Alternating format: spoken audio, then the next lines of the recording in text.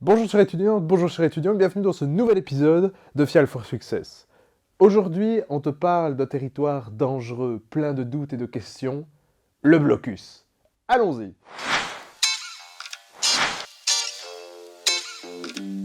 Commençons d'abord par le premier point, c'est quoi un blocus? Eh bien, l'avantage d'avoir vécu une pandémie mondiale de Covid-19, c'est que tu as une idée très claire, même si tu es en première année, de ce que c'est qu'un blocus. En gros, c'est une période pendant laquelle tu peux pas voir beaucoup de personnes parce que tu dois travailler, pendant laquelle tu peux pas trop sortir, ni même aller faire tes courses parce que tu dois travailler, et une période pendant laquelle ton état physique laissera de plus en plus à désirer. Bref, tu as vécu ça pendant le premier confinement. Le seul avantage, c'est que, du moins normalement, ta vie n'est pas directement en danger pendant une session de blocus. Dans cette vidéo, on va fonctionner en 3 temps. On va d'abord voir comment organiser un blocus avant celui-ci, puis on va essayer de voir comment est-ce qu'on doit s'organiser pendant le blocus, et puis voir quelles sont les ressources qu'on va développer après.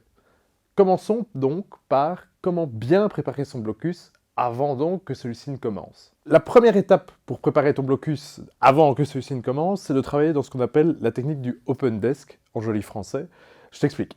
Ça veut dire que si ton bureau est un amas divers d'objets, de feuilles, de trucs sales, ça n'ira pas, tu vas pas t'y retrouver, ce sera un peu une décharge, un dépotoir, et donc ça va pas t'aider à avoir un esprit prêt au travail.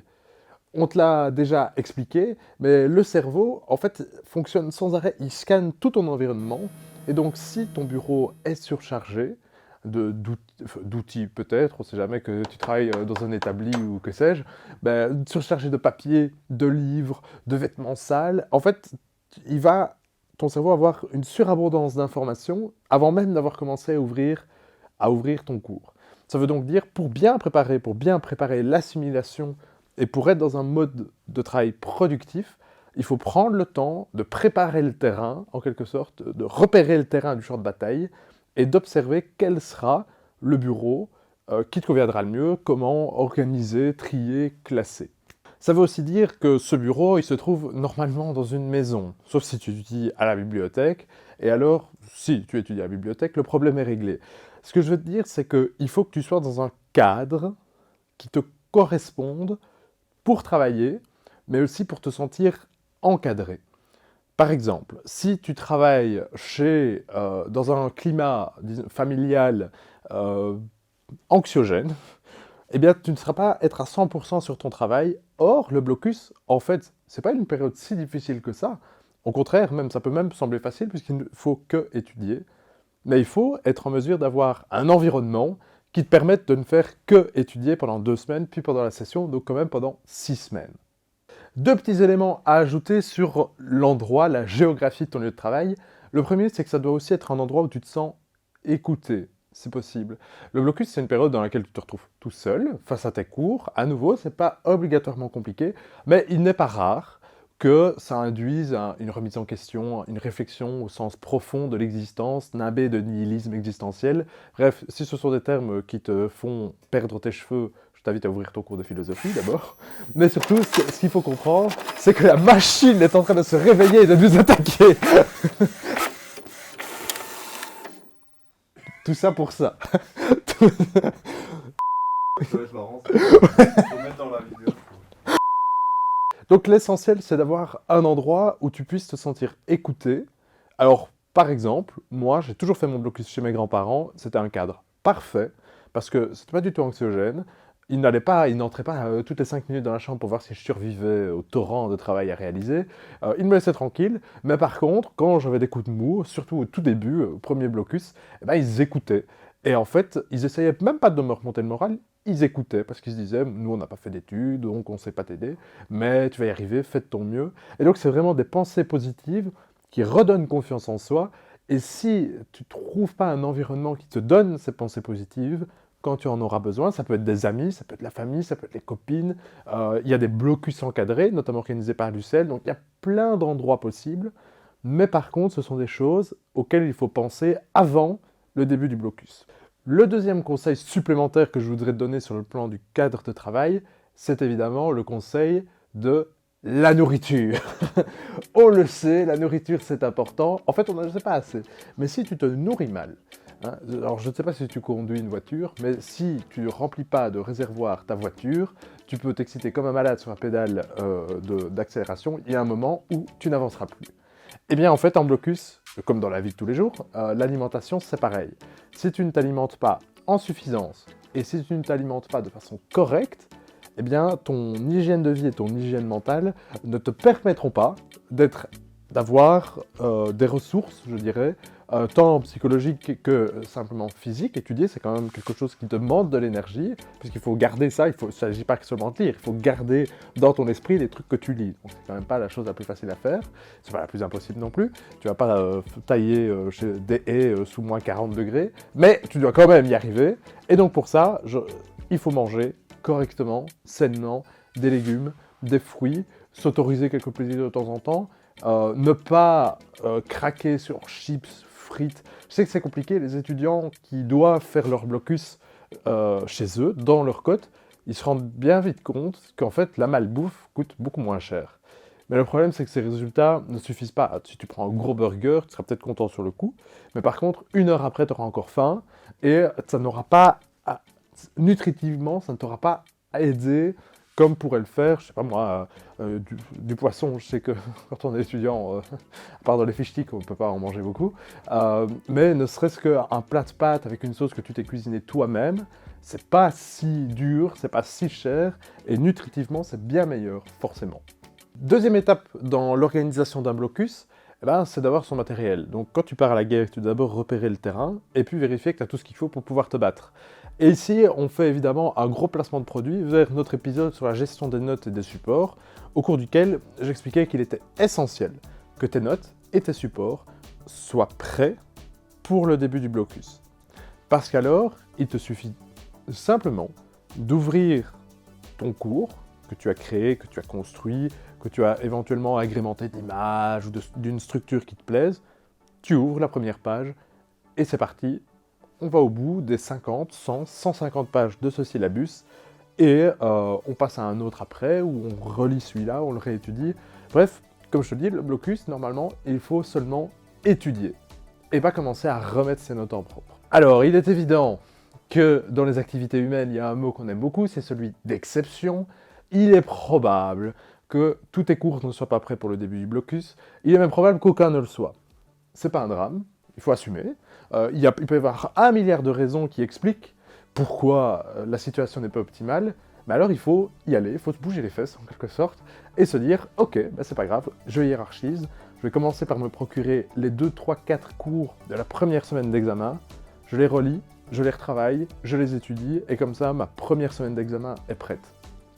Si c'est vraiment la catastrophe, si tu as été absent, ou si tu n'as pas été en cours pour toute une série de raisons, il faudra même peut-être faire du tri sélectif pour sauver la planète, mais surtout ta session, et c'est-à-dire choisir quels examens tu vas présenter ou pas, parce que si tu te sens moyen au niveau de la confiance sur tous tes examens, eh bien tu risques, en essayant de vouloir les faire tous, eh bien tu risques de les rater tous.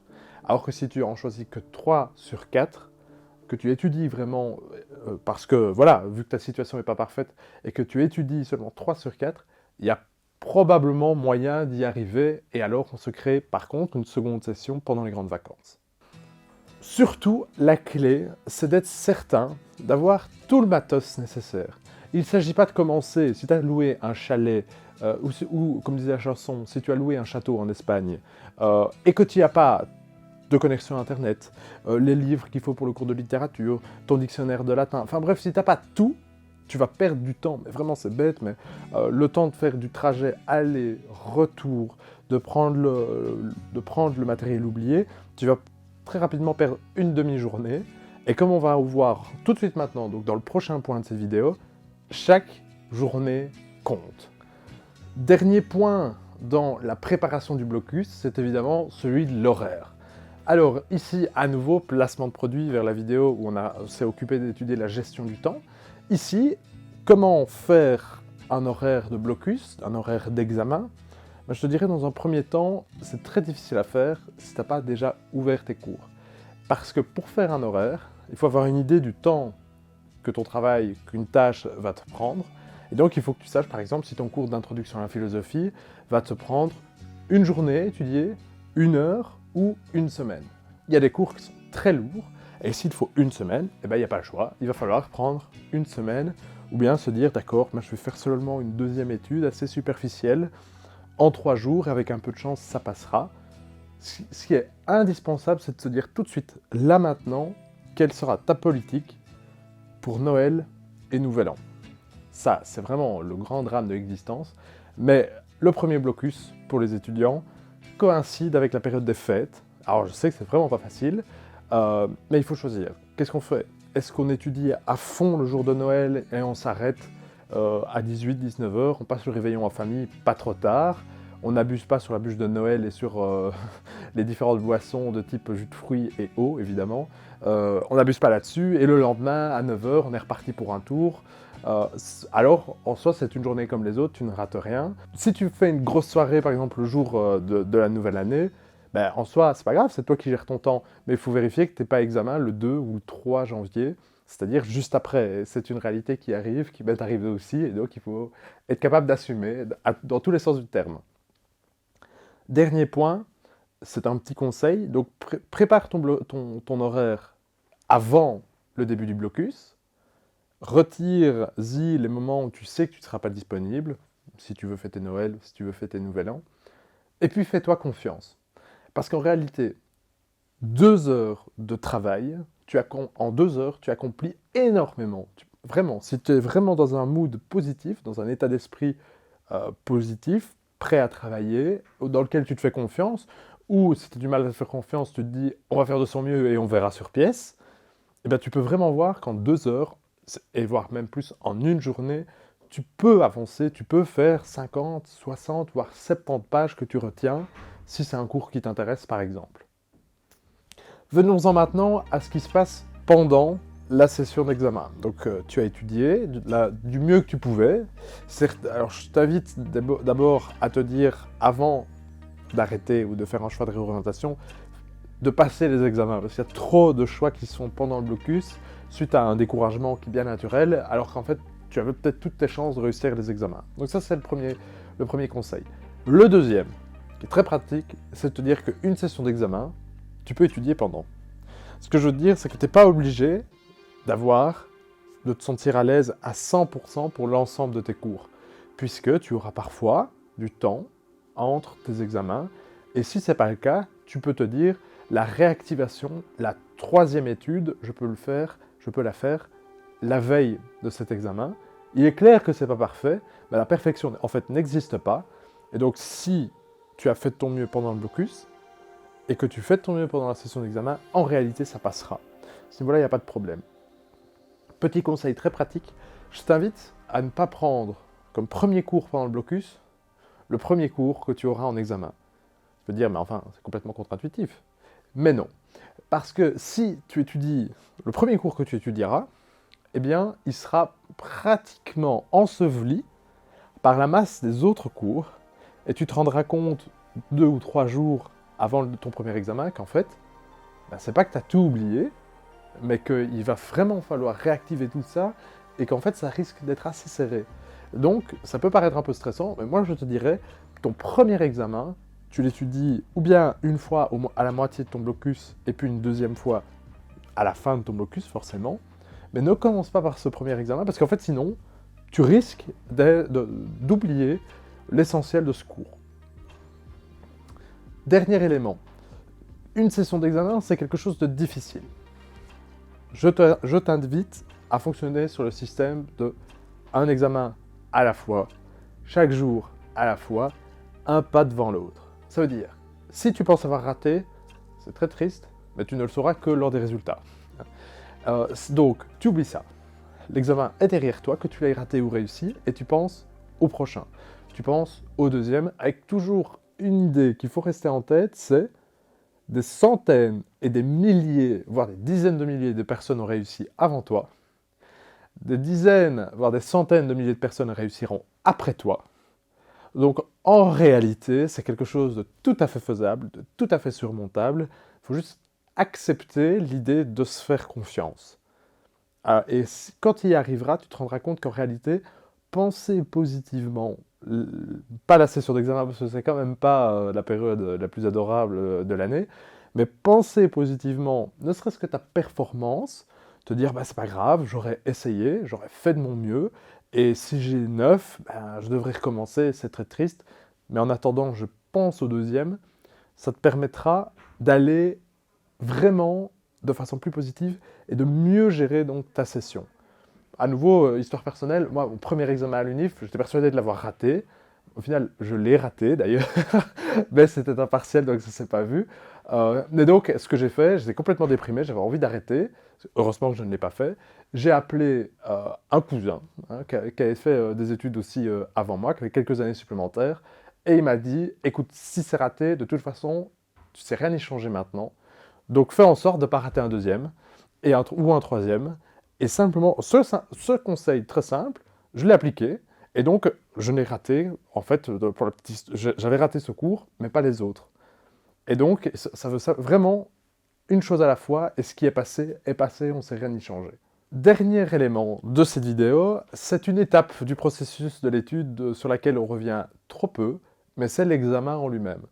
Parce que, comme je t'ai dit, je t'ai expliqué voilà, comment il faut faire pendant le quadrimestre, comment il faut faire pendant le blocus, comment il faut faire pendant la session, mais qu'est-ce qu'il faut faire pendant que tu te retrouves en tête-à-tête avec ce document qui pourrait te mordre, dangereux, vicieux, qu'est cet examen sur lequel, en fait, ne se trouve rien. C'est une feuille blanche avec une question.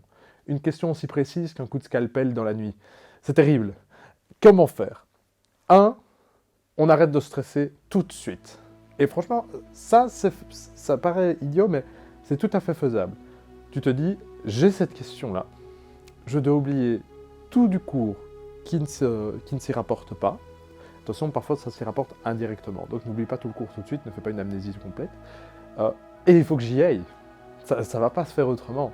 Je prends ma feuille, je prends un brouillon, j'ai une montre avec moi, qui me permet d'avoir une idée de l'heure, parce que la gestion du temps en examen est super difficile, plutôt super importante, et avec une montre, c'est super facile.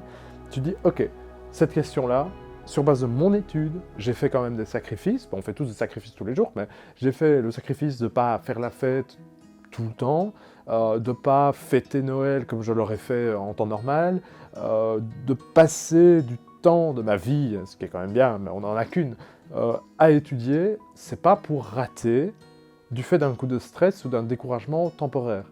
Vraiment, je corrige les copies, donc je peux te le dire, aller chercher un 5 sur 10, c'est facile.